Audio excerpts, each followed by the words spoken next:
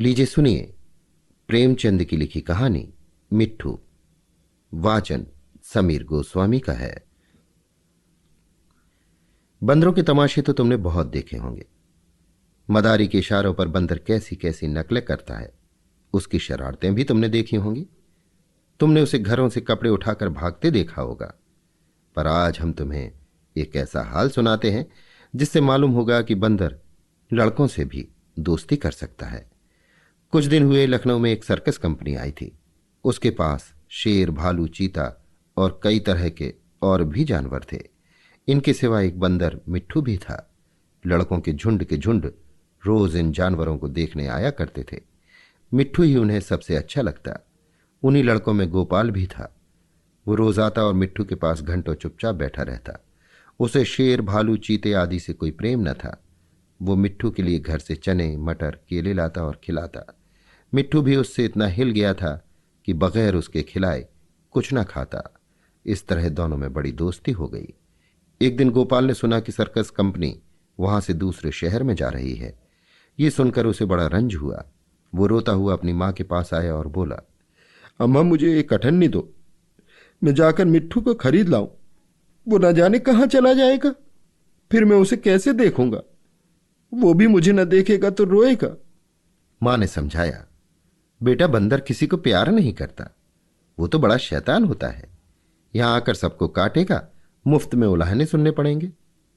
लेकिन लड़के पर मां के समझाने का कोई असर न हुआ। वो रोने लगा। आखिर मां ने मजबूर होकर उसे एक अठन्नी निकाल कर दे दी। अठन्नी पाकर गोपाल मारे खुशी के फूल उठा।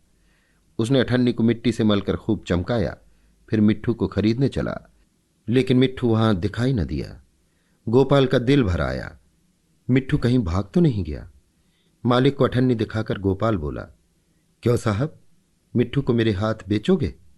मालिक रोज उसे मिट्ठू से खेलते और खिलाते देखता था। हंसकर बोला, अब की बार आऊंगा तो मिट्ठू को तुम्हें दे दूंगा। गोपाल निराश होकर चला आया और मिट्ठू को इधर उधर ढूंढने लगा। वो उसे ढूंढने में इतना मगन था कि उसे किसी बात की खबर न थी। उसे बिल्कुल न मालूम हुआ कि वो चीते के कटघरे के पास आ गया था। चीता भीतर चुपचाप लेटा था। गोपाल को कटघरे के पास देखकर उसने पंजा बाहर निकाला और उसे पकड़ने की कोशिश करने लगा। गोपाल तो दूसरी तरफ ताक रहा था।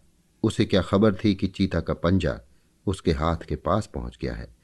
करीब था कि चीता उसका हाथ पकड़कर खींच ले कि मिट्ठू ना मालूम कहां से आकर उसके पंजे पर कूद पड़ा और पंजे को दांतों से काटने लगा। चीते ने दूसरा पंजा निकाला और उसे ऐसा घायल कर दिया कि वो वहीं गिर पड़ा और जोर जोर से चीखने लगा। मिट्ठू की यह हालत देखकर गोपाल भी रोने लगा। दोनों का रोना सुनकर लोग दौड़े, पर देखा कि मिट्ठू बेहोश पड़ा है और गोपाल रो रहा है। मिट्ठू का घाव तुरंत धोया गया और मरहम लगाया गया। थोड़ी देर में उसे होश आ गया। वो गोपाल की ओर प्यार की आंखों से देखने लगा, जैसे कह रहा हो कि अब क्यों रोते हो, मैं तो अच्छा हो गया।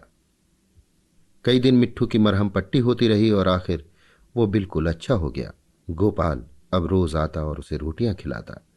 आखिर कंपनी के चलने का दिन आया। गोपाल बहुत रंजीदा था।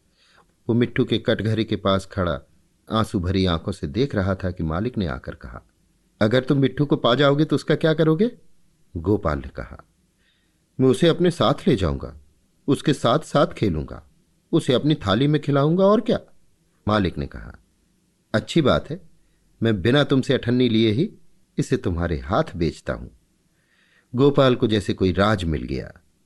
उसने मिट्ठू को गोद में उठा लिया, पर मिट्ठू नीचे कूद पड़ा और उसके पीछे पीछे चलने लगा। दोनों खेलते कूदते घर पहुंच गए। अभी आप सुन रहे थे प्रेमचंद की लिखी कहानी मिट्ठू। वाचन समीर गोस्वामी का था।